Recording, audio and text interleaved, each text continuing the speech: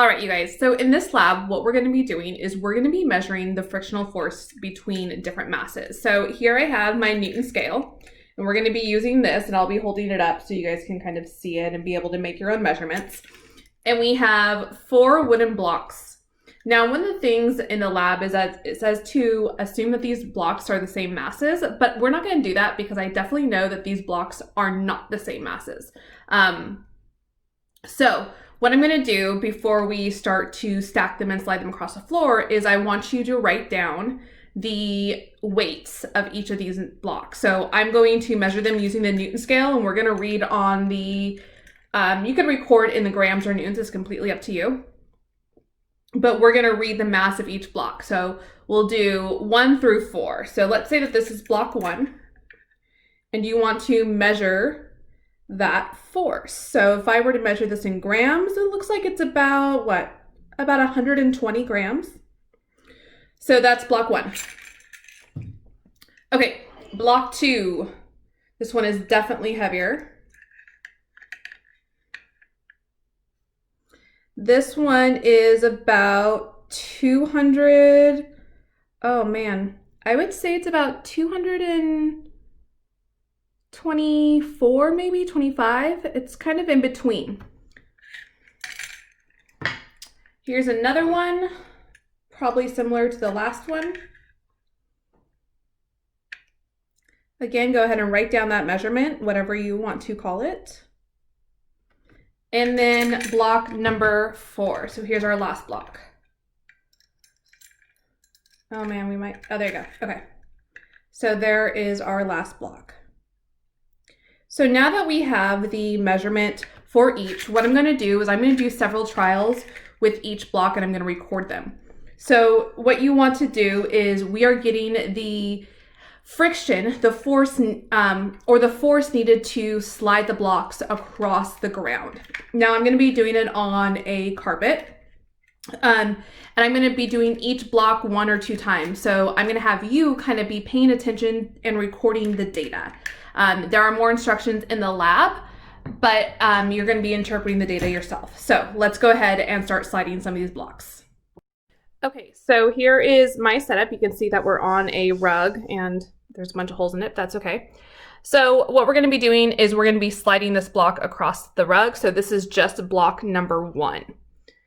And we want to try to find the force for the movement. So I'm going to zoom in here so you guys can kind of see. I'm going to start pulling so you guys can maybe read that force.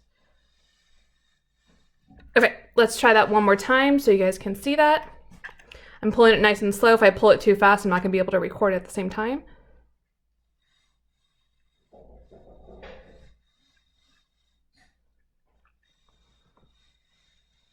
Okay, so there is our first one. So that's with 1 block.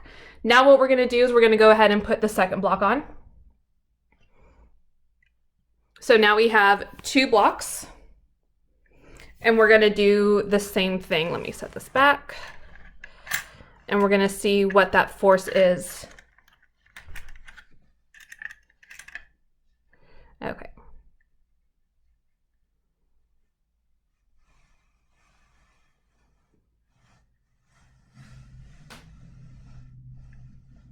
Okay, let me try that one more time. I was kind of slowing down and speeding up.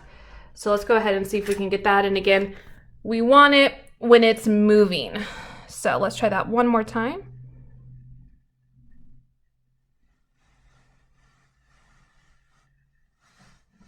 So notice one thing that I want to notice is notice that when I stop, it goes down to around right here and then it switches up. That's the difference between our static friction, which is higher, than our kinetic friction. So we want to measure the friction when it's moving. So let me connect that again. Let's keep getting unhooked. So pulling. There you go. So there is 2 blocks. So hopefully you have a value for that. And again, you could pause and rewatch. So let's go ahead and put my 3rd block on. You can see that one has a nice little smiley face for you guys. So our third block,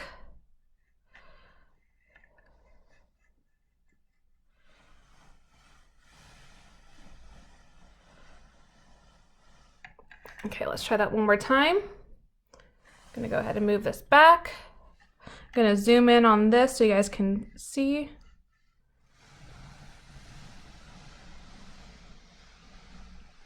Okay, and last but not least, let's do our last block.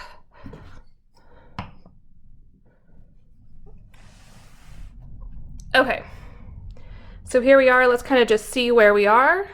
Do a quick trial. Okay, that's not too bad. Let's try this one more time. I'm going to move this back again. And